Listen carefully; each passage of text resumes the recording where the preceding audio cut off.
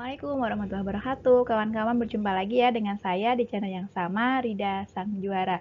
Bagi yang belum subscribe, ditunggu ya subscribe-nya. Dan untuk yang mau nge-like, silakan diperbolehkan. Nah, hari ini kita masuk pada mata kuliah ya, metodologi penelitian akuntansi. Di bab 5, kita akan membahas tentang kerangka teoritis dan penyusunan hipotesis. Oke, apa sih sebenarnya dua outline ini? Nah, kita akan bahas satu persatu.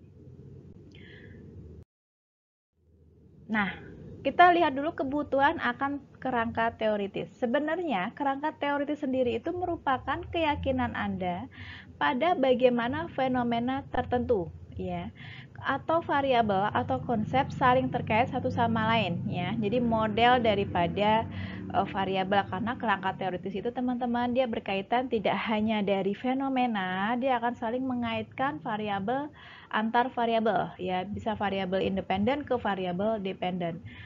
Kerangka teoritis disebut juga sebagai penjelasan tentang mengapa Anda yakin bahwa variabel tersebut saling terkait satu sama lain. Maksud di variabel di sini adalah tahu ya, variabel. Variabel itu adalah sesuatu yang memiliki variasi nilai. Yang beda itu namanya variabel. Variabel terdiri dari ada beberapa variabel, ada 5 variabel ya, variabel independen, variabel dependen, variabel kontrol, kemudian variabel intervening dan variabel moderating. Nah, ini kita akan bahas di next slide. Nah, jadi untuk kerangka teoritis ini teman-teman akan disambungkan dengan yang namanya fenomena, ya, akan disambungkan juga dengan yang namanya variabel, ya. Oke, berikutnya. Nah, membuat kerangka teori itu dalam membuat kerangka teori, teman-teman, diperlukan yang pertama langkahnya, teman-teman harus bisa menentukan dulu definisi ya daripada konsepnya atau variabelnya. Jadi, teman-teman tentukan dulu apa variabel yang akan dipakai, kemudian teman-teman definisikan, itu langkah pertama. Kemudian yang kedua, teman-teman kembangkan variabel-variabel yang tadi itu ya, baik X maupun Y atau seterusnya, itu dibuat model kerangka konseptual ya. Kemudian yang ketiga, menyatakan teori yang memberikan penjelasan untuk hubungan antar variabel dalam model. Nah, yang teman-teman perlu perhatikan, pada saat teman-teman membuat kerangka teori, jangan lupa ada dukungan teori yang kuat dari hasil kerangka konseptual yang kita buat. Jadi ada dasar teorinya, tidak sekedar kita membuat kerangka teori saja. Hubungan panah X ke Y selesai, tidak. Tapi kita harus memberikan bukti pendukung berupa teori ya. Mengapa X1 itu berhubungan dengan Y? Nah, harus ada teoritisnya ya. Itu namanya membuat kerangka teori. Oke, berikutnya. Nah, ini yang tadi sudah saya singgung di depan. Apa sih variabel? Variabel adalah apapun yang dapat membedakan atau mengubah nilai. Teman-teman, kalau misalkan Bu, ini variabel nggak sih? Contohnya misalkan saya membuat suatu trik penjualan, misalkan saya membuat penjualan, tapi penjualan setiap tahun itu sama. Apakah itu merupakan variabel? Itu merupakan variabel ya, karena gini, kita bisa melihat nih hasil penjualan itu outputnya bisa beda-beda, bisa meningkat, bisa sedang, bisa turun. Nah, itulah yang membedakan dia menjadi suatu variabel. Contoh lain lagi, misalkan motivasi, nama variabelnya. Motivasi itu variabel nggak sih? Kita bisa melihat tingkatan motivasi berbeda-beda. Ada yang tinggi, sedang, rendah. Nah, itu berarti dia bisa disebut sebagai variabel. Kemudian lagi, misalkan apa ya, CSR ya, atau Corporate Social Responsibility. Nah, tingkatan pengungkapan CSR juga sama, juga bisa disebut dengan variabel karena dia bisa luas, bisa sempit. Ya, jadi kita sering mengatakan apa sih variabel? Variabel itu adalah sesuatu yang memiliki variasi nilai. Kalau dia tidak ada yang berbeda, tidak ada variasinya, tidak ada yang membedakan, itu bukan variabel ya kawan-kawan ya. Oke.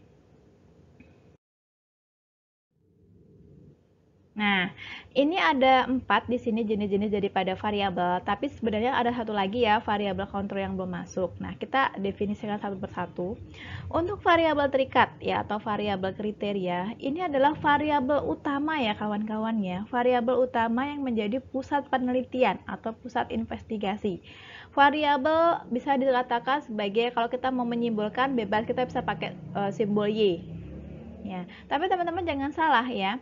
Yang harus kita jadikan patokan adalah bukan simbol X, Y, Z itu tidak, atau KLM tidak, tapi yang perlu kita perhatikan adalah mana yang variabel terikat, mana yang independen, mana yang moderator, mana yang intervening, mana yang controlling, itu saja. Kalau soal penyimbolan, teman-teman bebas ya, gitu. Tapi umumnya di sini untuk variabel terikat biasanya digunakan simbol Y ya. Variabel terikat adalah variabel yang dipengaruhi oleh variabel independen ya. Ini. Kemudian kita masuk ke yang berikutnya. Ada namanya variabel bebas atau variabel prediktor. Ini adalah variabel yang mempengaruhi variabel terikat teman-teman. Nah, ini biasanya disebutkan dengan X1, X2, dan seterusnya. Kemudian masuk kepada variabel moderator. Nah, moderator disebut juga variabel moderating ya. Nah, variabel ini digunakan untuk mengetahui seberapa besar ya, seberapa kuat atau lemahnya hubungan antara variabel X atau variabel variabel bebas terhadap variabel Y atau variabel terikat. Nah, jadi fungsi dari variabel moderator ini adalah memperkuat hubungan atau memperlemah hubungan, ya. Dia juga merupakan variabel yang menggunakan ketergantungan. Bahasanya adalah bahasa ketergantungan. Dia akan memberikan ketergantungan yang kuat atau tergantungan yang lemah.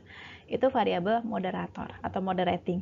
Nah, berikutnya ada variabel perantara. Biasa disebut dengan variabel intervening atau variabel mediasi. Nah, ini adalah variabel yang memediasi atau menjadi perantara antara hubungan variabel X atau variabel independen terhadap variabel Y atau variabel dependennya. Kalau ini dia memediasi juga bisa kuat, bisa lemah ya, tergantung dari hasil risetnya. Kemudian satu lagi yang belum tercantum adalah variabel kontrol nih teman-teman. Apa sih variabel kontrol? Variabel kontrol adalah variabel yang dibuat konstan ya, yang digunakan untuk mengontrol hubungan antara variabel independen terhadap variabel dependen teman-teman. Nah, supaya apa? Supaya hubungan antara X dan Y itu tidak dipengaruhi oleh faktor-faktor yang di luar yang tidak kita teliti. Jadi tidak dipengaruhi oleh faktor-faktor variabel yang ada di luar yang tidak kita amati. Jadi ya cukup antara X, Y dan variabel kontrol gitu ya. Oke, lanjut.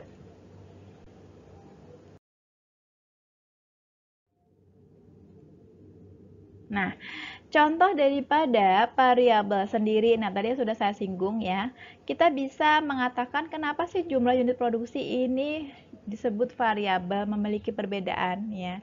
Nah, kita tahu nih jumlah unit produksi, misalkan saja teman-teman punya perusahaan ya, perusahaan manufaktur katakanlah dalam 1 menit ya, bisa menghasilkan 2 unit, itu karyawan A. Kemudian karyawan B bisa jadi dalam 1 menit dia menghasilkan 3 dalam 1 menit 3 unit dan seterusnya. Karyawan C bisa jadi dalam 1 menit dia bisa menghasilkan 5 unit. Nah, makanya karena ada perbedaan itu makanya dia disebut sebagai variabel. Kemudian lagi yang tadi absensi sama ya, yang tadi sudah saya jelaskan di depan. Untuk absensi, nah ada yang mungkin rajin masuk, ada yang absen sekali, absen 2 kali dan seterusnya. Ini juga disebut sebagai variabel juga. Kemudian ada yang namanya tingkat motivasi. Tadi sudah saya singgung juga ya, motivasi bisa rendah, sedang, dan tinggi.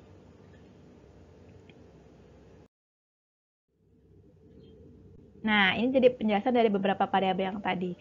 Variabel terikat disebut juga sebagai variabel yang menjadi perhatian utama, variabel utama yang sesuai dalam investigasi ya. Ini variabel terikat atau disebut dengan simbol, biasanya simbolnya adalah Y. Tapi nggak harus Y juga loh ya, jadi bebas untuk penyimpulan. Yang penting kita tahu mana variabel independen, dependent, moderating, intervening, atau controlling. Oke. Nah, oke. Nah, ini adalah beberapa contoh teman-teman untuk variabel terikat ya, atau variabel dependent. Contohnya di sini. Nah, salah satu contohnya, atau beberapa ya, seorang manajer khawatir bahwa penjualan sebuah produk yang diluncurkan setelah dilakukan uji pemasaran tidak memenuhi harapan. Nah, kira-kira kita dapat merumuskan variabelnya apa? Penjualan ya. Oke.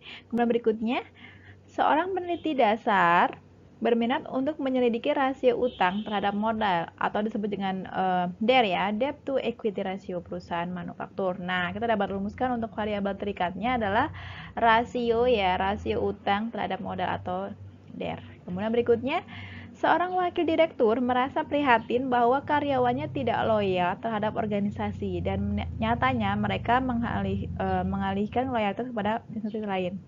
Kita bisa rumuskan bahwa variabel terikatnya adalah loyalitas karyawan. Nah, ini adalah kita ambil dari apa teman-teman? Kita ambil dari beberapa fenomena-fenomena yang ada ini. Ya, kita bisa merumuskan kira-kira variabel terikatnya atau variabel dependennya apa. Ya, ini mudah ya, teman-teman pasti bisa. Oke, berikutnya. Nah, variabel bebas sekarang. Variabel bebas merupakan variabel yang mempengaruhi variabel terikat, baik secara positif maupun negatif. Tadi sudah saya sebutkan di depan ya. Variabel bebas bisa saling mempengaruhi ya. Karena tanda panah ini bisa dua arah ya, variabel terikat. Oke. Setiap unit kenaikan dalam variabel bebas, terdapat pula kenaikan atau penurunan dalam variabel terikat. Varian dalam variabel terikat disebabkan oleh varian bebas. Nah, ini maksudnya apa teman-teman? Jadi, antara variabel bebas dan variabel terikat, ya, itu memang saling ada keterikatannya. Kalau misalkan variabel X1-nya atau variabel bebas pertama itu dia naik, nanti akan ada perubahan juga di variabel terikatnya. Entah naik, entah turun, entah positif, entah negatif, begitu. Kalau misalkan Y-nya berubah, otomatis Y-nya X-nya juga akan berubah. Atau sebaliknya, jika X berubah, akan ada perubahan juga tentang di Y-nya. Gitu. Nah, ini adalah 4 hal atau kondisi yang harus dipenuhi kaitannya dengan variabel X dan variabel Y atau variabel bebas ke variabel terikat. Nah, pertama, variabel bebas dan variabel terikat harus berubah secara bersama-sama ya. Kalau satunya berubah ya berarti yang lainnya juga harus berubah. Variabel bebas atau sebut faktor kausa yang diyakini harus mendahului variabel terikat.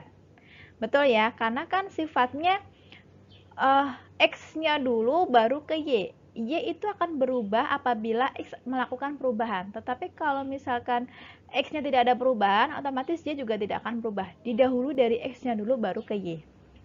Tidak ada faktor lain menjadi kemungkinan penyebab perubahan dalam variabel terikat.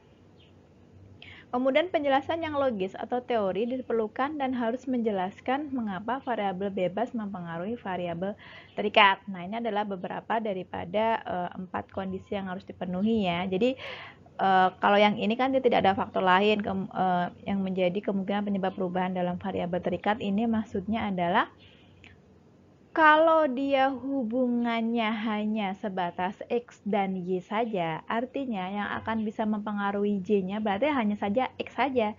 Entah X1, X2, dan X3 tergantung dari jumlah variabel yang kita teliti. Ya.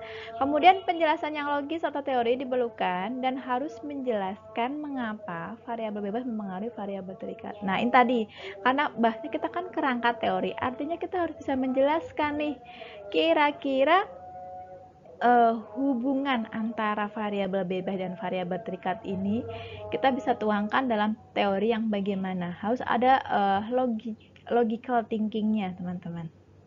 Ya.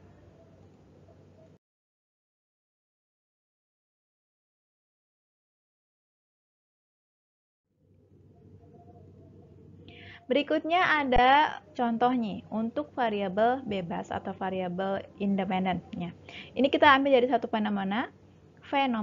Semakin sukses peluncuran produk baru, semakin tinggi harga saham. Betul ya, kalau secara logika kan kalau misalkan kita melakukan proses produk baru atau new product, biasanya kalau dia peluncurannya sukses, otomatis kan dia akan menaikkan harga saham atau if then, jika peluncuran produk baru itu sukses, maka semakin tinggi harga saham begitu. Nah, kita bisa rumuskan untuk variabel bebasnya kesuksesan produk baru. Kita ambil dari mana? Kita ambil dari sini.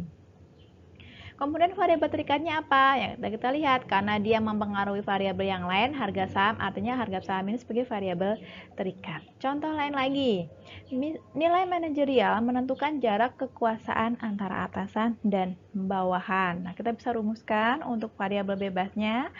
Nilai manajerial kita ambil di sini ya, karena nilai manajerial ini tidak hanya sekedar nilai manajerial saja yang dibahas, dia ada kaitannya dengan jarak kekuasaan, artinya lawannya adalah menjadi variabel terikat begitu. Nah, kita bahas berikutnya untuk definisi dari variabel moderator. Tadi juga sudah saya singgung di depan ya. Variabel yang mempunyai pengaruh ketergantungan atau contingent effect yang kuat pada hubungan variabel terikat dan variabel bebas. Jadi memiliki ketergantungan yang kuat ya. Itu cenderung seperti itu. Kehadiran variabel ketiga ini mengubah hubungan awal antara variabel bebas dan variabel terikat. Ya, yang tadinya hanya dua variabel, variabel independen dan variabel dependen. Nah, sekarang kita ada nih variabel moderating atau moderator yang sifatnya ya, dia akan memiliki sifat ketergantungan yang lebih kuat ya terhadap variabel X ke Y. Nah, kita akan berikan untuk contohnya ya. Nah, seperti ini teman-teman. Terdapat hubungan antara ketersediaan buku, pedoman referensi yang dapat diakses oleh karyawan perusahaan manufaktur dan produk cacat. Nah, kita bisa petakan untuk variabel bebasnya ketersediaan buku pedoman referensi. Kemudian untuk variabel terikatnya produk cacat. Ya, karena kita hanya dua variabel saja. Nah, berbeda hanya kalau misalkan kita menggunakan variabel moderator atau moderating ya seperti ini. Pengaruh atribut dari karyawan ini terhadap hubungan antara variabel bebas dan variabel terikat nih. Kita petahkan, misalkan variabel bebasnya sama seperti yang tadi, ketersediaan buku pedoman referensi, variabel terikatnya adalah produk cacat sama. Nah, tambahannya ada minat dan kecenderungan variabel moderatornya. Ini sebagai contoh saja ya kawan-kawan. Kalau kita bisa katakan bahwa begini. Oke. Minat atau kecenderungan ini ya memiliki ketergantungan yang kuat dari hubungan ketersediaan buku pedoman referensi terhadap produk cacat. Ya, kalau misalkan minatnya dia besar, otomatis atau minat dan kecenderungan dari si user ya, si pemakai terhadap ketersediaan buku pedoman referensi itu besar, otomatis produk cacatnya akan lebih besar pula. Kalau banyak yang memakai buku referensi kan makin lama akan makin kucel gitu kan bukunya dan seterusnya ya enggak sih? Nah, tetapi bisa berkebalikannya juga. Kalau misalkan minatnya rendah, otomatis ketersediaan buku pedomannya juga sedikit, bisa juga dengan nanti produk cacatnya juga akan relatif kecil. Jadi ini memang dia memperkuat ya, memperkuat atau saling menggantungkan ya. Kalau misalkan ada moderator, justru dia akan lebih kuat hubungan antara X dan Y-nya ini gitu, karena berbeda ya. Oke, berikutnya. Nah, ini ada contoh yang lain. Nih, misalkan kita memakai kasus ini ya. Keragaman tenaga kerja berkontribusi pada efektivitas organisasi dan keterampilan manajer dalam bertindak sebagai katalis. Nah, ini figur 5.4. Teman-teman juga bisa simak di literatur di buku Uma Sekaran yang kita pakai sebagai referensi dalam mata kuliah metodologi penelitian akuntansi. Nah, secara logika ya, variabel bebasnya keragaman tenaga kerja ini dapat meningkatkan efektivitas organisasi. Benar nggak sih? Ya, kalau misalkan tenaga kerjanya beda-beda, ada yang pola pikirnya seperti ini, ada yang seperti itu, dan sebenarnya kan beda-beda nih. Bisa jadi efektivitas organisasinya bisa kemungkinan bisa akan menjadi lebih rendah atau bisa menjadi lebih tinggi. Tergantung. Ya, itu kalau misalkan kita cuma bahas dua variabel saja. Tetapi kalau misalkan kita ada variabel moderator yang sifatnya dia memiliki ketergantungan yang kuat, kita bisa sajikan seperti ini teman-teman. Ya. Nah, Seperti ini. Nah, kalau yang tadi kan nggak ada tuh keahlian manajerial. Nah, kalau sudah ada seperti ini, kita bisa sajikan keahlian manajerial ini dapat ditelaah, dapat menelaah hubungan antara keragaman tenaga kerja dengan efektivitas organisasi. Ya, kalau manajerial dia memiliki keahlian dalam melihat karakteristik karyawan, dia akan lebih bagus ya, akan lebih mengerti oh bagaimana sih karyawan dengan style ini, dengan bidang ini, dengan skill ini cocoknya ditaruh dialokasikan ke bagian ini, gitu kan? Bener nggak? Artinya kalau misalkan nanti penempatannya cocok dengan sesuai dengan bidang dan karyawannya tersebut juga pas gitu kan, otomatis akan meningkatkan yang namanya efektivitas organisasi. Tetapi kalau misalkan manajerial tidak memiliki keahlian nih misalkan, otomatis ya bisa jadi dengan adanya problematika beragamnya tenaga kerja bisa jadi menurunkan efektivitas organisasi. Bener nggak? Ya, makanya dengan adanya keahlian manajerial ini dia mampu untuk memperkuat hubungan daripada variabel bebas terhadap variabel terikat. Jadi dia ini ya sifatnya jadi tergantung gitu ya, jadi menggantungkan. Dengan adanya ini justru kita bisa mengatur efektivitas organisasi menjadi lebih baik karena ada skill manajerial yang dia bisa melihat style karyawan seperti apa gitu. Nah, kita bahas yang berikutnya ada variabel perantara atau variabel intervening atau mediasi. Sama ya teman-teman, nggak usah bingung. Variabel yang muncul antara saat variabel bebas mulai mempengaruhi variabel terikat dan saat pengaruh variabel bebas terasa pada variabel terikat. Nah, jadi sifat dari pada variabel intervening teman-teman ini sebagai mediasi ya, hubungan antara variabel X dan Y. Hanya sebagai perantara saja. Terdapat kualitas temporal atau dimensi waktu pada variabel perantara. Oke. Untuk sebagai contohnya, nah ini ceritanya ada variabel bebas, ini keragaman tenaga kerja ini yang kita bahas tadi ya. Kemudian variabel terikatnya adalah efektivitas organisasi. Kemudian kalau misalkan ada variabel perantara nih, contohkan saja sinergi kreatif. Keragaman tenaga kerja mempengaruhi efektivitas organisasi dan muncullah sinergi kreatifnya. Kalau yang tadinya misalkan nggak ada variabel perantara, ya otomatis cuman keragaman tenaga kerja ini bisa dampaknya bisa negatif, bisa positif terhadap efektivitas organisasi.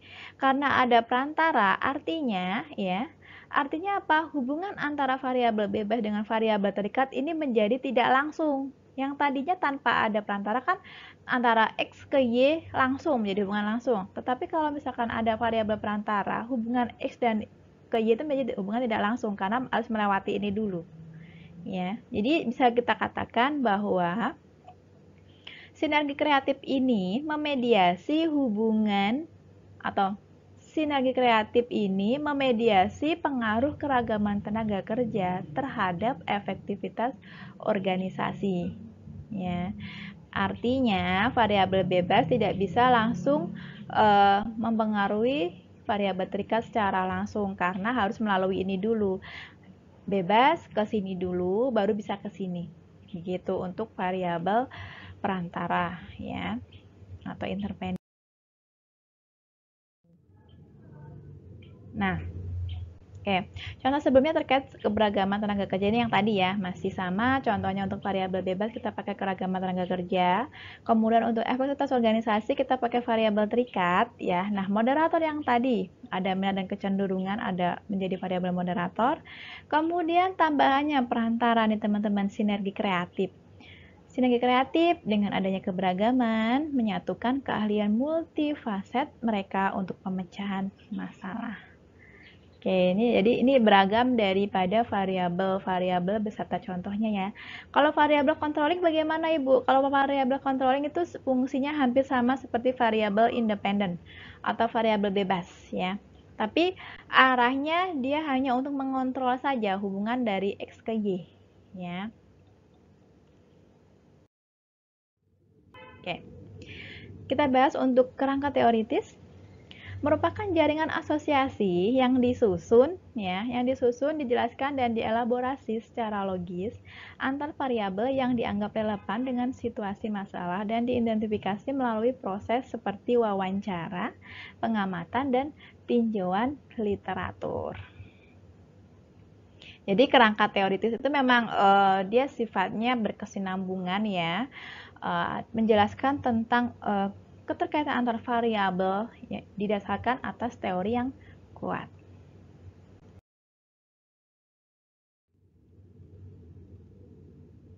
Nah, 3 ciri dasar yang harus dimasukkan dalam kerangka teoritis teman-teman. Yang pertama, ya, variabel yang dianggap relevan dengan studi harus ditentukan dengan jelas. Jadi teman-teman langkahnya pada saat membuat kerangka teoritis, teman-teman harus tentukan dulu variabelnya ya, yang sesuai yang relevan tentunya. Kemudian yang kedua, membuat kerangka konseptualnya atau modelnya ya, yang isinya itu dapat menjelaskan hubungan antar variabel. Kemudian yang ketiga, penjelasan yang jelas mengapa kita memperkirakan bahwa hubungan tersebut ada. Nah, teman-teman harus menyediakan selain kerangka konseptual, teman-teman juga harus memberikan teorinya. Nah, tidak sekedar kerangka saja ya. Jadi kenapa sih X1 ini dianggap berpengaruh positif terhadap ke Y? Teman-teman harus ada dasarnya. Ada jurnal pendukungnya juga ya. Oke, sebagai contoh di sini pada April 2008 ya, Federal Aviation Administration atau FAA mengumumkan usaha keduanya dalam 3 tahun untuk menghentikan manajernya di Texas dari menyembunyikan pelanggaran keselamatan penerbangan setelah investigasi baru menemukan bahwa tindakan kejahatan tetap dilakukan. Oke. FAA mengumumkan bahwa para manajer puncak dari gedung Air Traffic Control telah dipecat. Menurut pihak FAA, pengawas umum dari Departemen Transportasi menemukan bahwa selain membiarkan maskapai penerbangan mengabaikan aturan resmi keselamatan mereka, manajer FAA di Dallas Fort Worth secara rutin dan sengaja salah dalam mengklasifikasikan fakta di mana pesawat mengudara secara bersamaan dan berdekatan daripada seharusnya. Jadi ini adalah salah satu contoh pelanggaran yang dilakukan ya teman-teman kaitannya dengan penerbangan. Oke.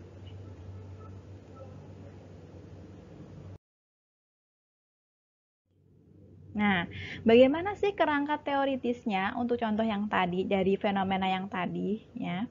Kita bisa petakan seperti ini. Ini contoh saja untuk variabel bebasnya kita tentukan komunikasi ground control dan kokpit ya. Komunikasi di antara kru kokpit dan desentralisasi. Kemudian yang variabel berikutnya ada pelatihan kru kokpit. Nah, kalau kita sudah tentukan variabel bebasnya ini dan ini. Nah, kira-kira yang menjadi variabel utama kan Y tuh. Nah, kita bisa petakan dari problem yang tadi, pelanggaran keselamatan penerbangan ini sebagai variabel terikat. Nah, kita cari nih sekarang ya. Nah, ini adalah bentuk daripada kerangka teoris teman-teman. Jadi ada model panah seperti ini ya.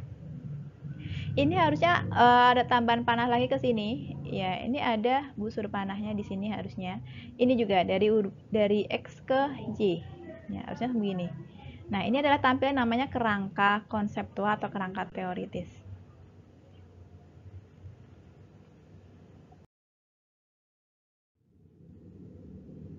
Nah, kalau yang tadi tidak ada moderator, nah sekarang teman-teman ada moderator. Tambahnya adalah kegugupan dan ketakutan. Ya. Oke, bagaimana Bu cara bacanya? Nah, cara bacanya seperti ini. Hubungan antara komunikasi ground control dan kokpit, komunikasi di antara kru kokpit dan desentralisasi berpengaruh terhadap pelanggaran keselamatan penerbangan. Ya. Pelatihan kru kokpit bisa jadi berpengaruh terhadap pelanggaran keselamatan penerbangan yang dimoderasi oleh kegugupan dan ketakutan. Ya. Gitu ya. Atau bisa juga seperti ini teman-teman, pengaruh X ke Y dan pengaruh ini X1 ke Y, kemudian pengaruh X2 dimoderasi oleh Z terhadap Y gitu. Ya. Itu bentuk daripada kerangka konseptual. Nah, ini bisa juga contoh lain, misalkan ada pelatihan ya. Oke. Kalau misalkan saja ya, pelanggaran keselamatan penerbangan itu tidak akan terjadi apabila ada komunikasi di antara kru kokpit, ada komunikasi di ground control dan kokpit, ada desentralisasi dan adanya pelatihan, di mana pelatihan ini dia memperkuat hubungan antara ini ke sini, antara ini ke sini. Ya. Kalau misalkan dia tidak ada moderator, belum tentu hubungannya kuat ya. Bisa jadi mungkin komunikasi di antara kru kokpit tidak baik, sehingga terjadilah pelanggaran lebih tinggi dan seterusnya. Tetapi kalau misalkan ada pelatihan, ya bisa jadi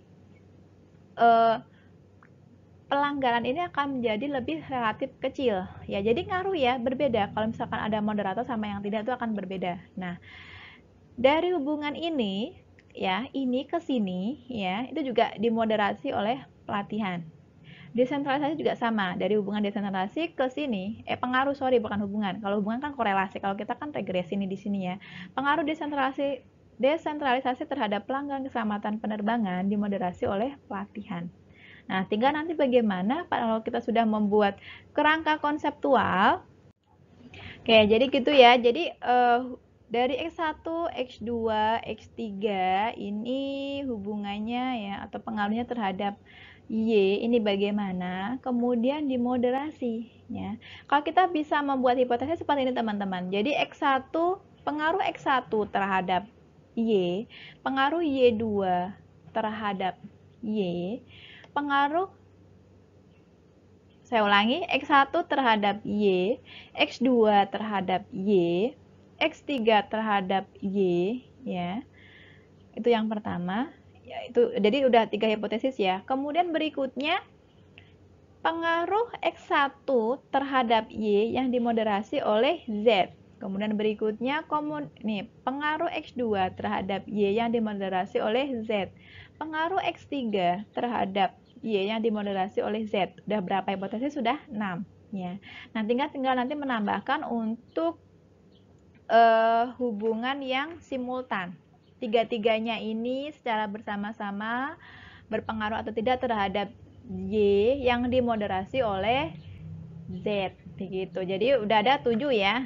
Oke, itu yang dimoderasi. Satu lagi yang tanpa moderator. Berarti X1, X2 dan X3 secara bersama-sama pengaruhnya terhadap Y. Jadi itu ada 7 hipotesis ya teman-teman kalau kita melihat dari kerangka konseptual seperti ini. Oke.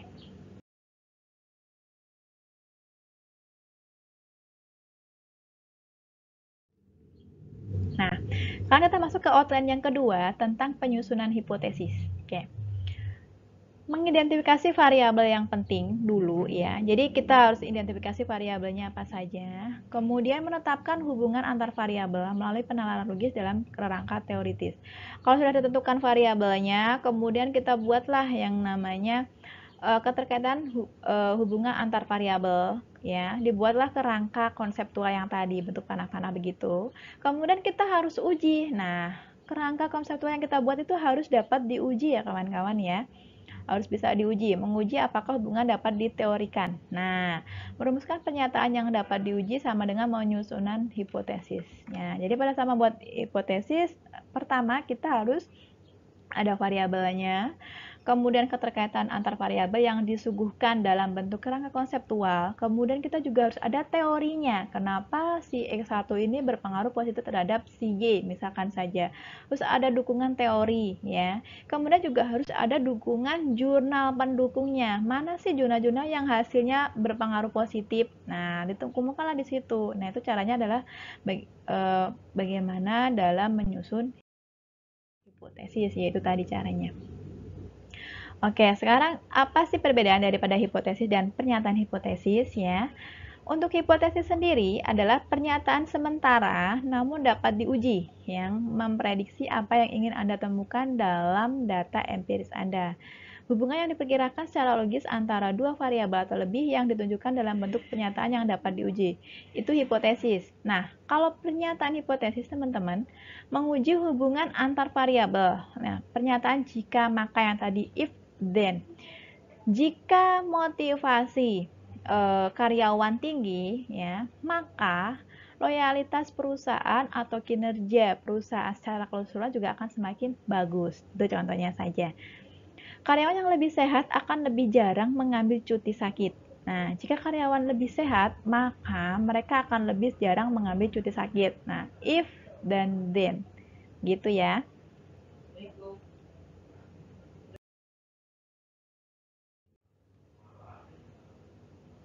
Nah, sekarang kita masuk kepada hipotesis direksional dan non-direksional. Nah, oke. Untuk hipotesis kita tahu ya, hipotesis apa sih? Hipotesis sering kita katakan hipotesis. Hipotesis sendiri adalah pernyataan sementara atau dugaan sementara atau jawaban sementara dari si peneliti. Ya, itu namanya hipotesis. Hipotesis direksional menyatakan hubungan antara dua variabel atau membandingkan dua kelompok digunakan istilah-istilah seperti positif, negatif, lebih dari, kurang dari, dan semacamnya. Ini masuk ke dalam direksional ya teman-teman ya. Contoh, semakin berat tekanan yang dialami dalam pekerjaan, semakin rendah kepuasan kerja karyawan. Nah, ini kan ada tingkatan berat ya, kemudian rendah. Nah, ini masuk ke dalam direksional. Berikutnya, wanita lebih termotivasi dibandingkan pria. Ada kata statement atau ya, ada kata ya atau statement lebih di sini. Nah, ini juga masuk ke dalam hipotesis direksional ya. Untuk kita bisa membedakan kalau direksional cluenya seperti ini teman-teman. Biasanya pengaruhnya adalah positif, negatif, lebih dari, kurang dari, dan sejenisnya. Ya. Nah, kemudian masuk ke hipotesis yang non-direksional. Nah, menyatakan hubungan atau perbedaan tetapi tidak memberikan indikasi mengenai arah dari hubungan atau perbedaan. Kalau yang tadi ya, hipotesisnya itu melihat arahnya positif, negatif, lebih dari, kurang dari, dan seterusnya. Tetapi kalau di non-direksional tidak ada arah ya, tidak ada sama sekali, tidak ada positif negatifnya. Contoh, terdapat hubungan antara usia dan kepuasan kerja. Ya, itu saja. Kalau yang tadi itu ada tingkatan, kalau ini tidak. Kemudian terdapat perbedaan antara nilai etika kerja karyawan Amerika dan Asia. Nah, ini yang akan nanti teman-teman bahas pada saat membuat proposal skripsi ya. Ada hipotesis 0 yang disimpulkan dengan H0 dan HA atau hipotesis alternatif. Bedanya, teman-teman, hipotesis 0, hipotesis yang dibuat untuk ditolak dengan tujuan guna mendukung hipotesis alternatif yang dilambangkan dengan HA. Ya, jadi hipotesis 0 ini tujuannya adalah untuk ditolak ya, teman-teman, guna untuk mendukung hipotesis HA-nya. Nah, tapi kalau yang hipotesis alternatif atau HA ini yang akan dipilih biasanya. Kebalikan daripada hipotesis 0, pernyataan yang menunjukkan hubungan antara dua variabel atau menunjukkan perbedaan antar kelompok. Kalau H0 itu tidak ada hubungan, tidak ada pengaruh atau tidak ada perbedaan. Tapi kalau yang HA ini ada pengaruh, ada perbedaan. Gitu.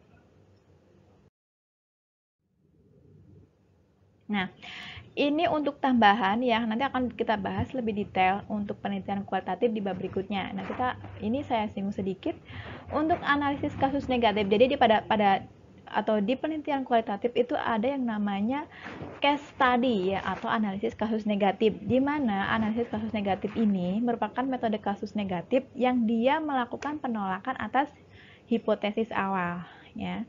Pada saat sudah diteliti ternyata ketemu tuh hasilnya ya, dimana kalau di kualitatif itu kan dia kebalikan daripada kuantitatif. Kalau yang kuantitatif biasanya kita cari fenomenanya, kemudian kita buat kerangka konseptualnya, kita buat hipotesisnya, kemudian kita kita uji hasil hipotesis yang kita sudah buat, bagaimana hasilnya kita tentukan. Nah, tapi kalau kualitatif itu kebalikannya. Biasanya kita akan mencari data dulu ya kan, bisa model triangulasi ya, metode wawancara, survei, fenomenologi, etnografi, dan terusnya. Itu cara-cara daripada jenis metode penelitian kualitatif. Nah, kalau di kualitatif itu kita justru menemukan teori baru. Kalau di kuanti kita menguji hipotesis didasarkan atas teori yang sudah ada. Tapi kalau yang di kualitatif justru kita akan menemukan teori baru dari hasil penelitian. Nah, di analisis kasus negatif ini justru dia digunakan untuk menolak hipotesis kita ya, yang kita tadi sudah buat. Jadi yang dilakukan apa? Yang dilakukan adalah merevisi teori dan hipotesis sehingga teori tersebut menjadi kuat. Nah, ini bedanya untuk yang penelitian kualitatifnya.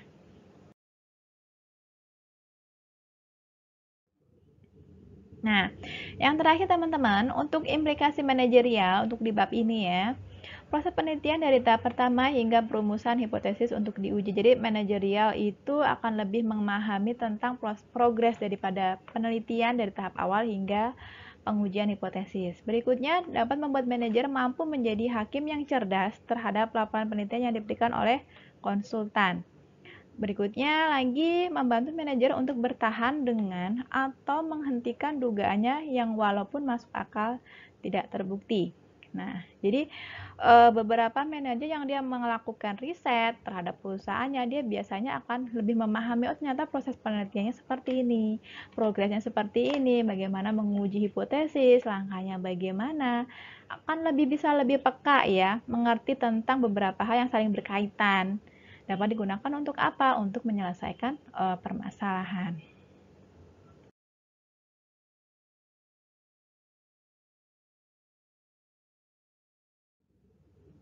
Nah, untuk ringkasannya di materi hari ini, penelitian deduktif ya, dibuatlah kerangka teoritis. Untuk jenis variabelnya ada variabel bebas, variabel terikat, variabel moderator, variabel perantara, dan satu lagi variabel kontrol. Untuk hipotesisnya ya kita harus lakukan apa? Kita melakukan penyusunan hipotesis dan harus bisa diuji. Hipotesis itu harus diuji ya, tidak hanya sekedar membuat hipotesis saja, tapi harus diujikan. Oke teman-teman, itu saja untuk pembahasan kerangka teoris dan penyusunan hipotesis hari ini.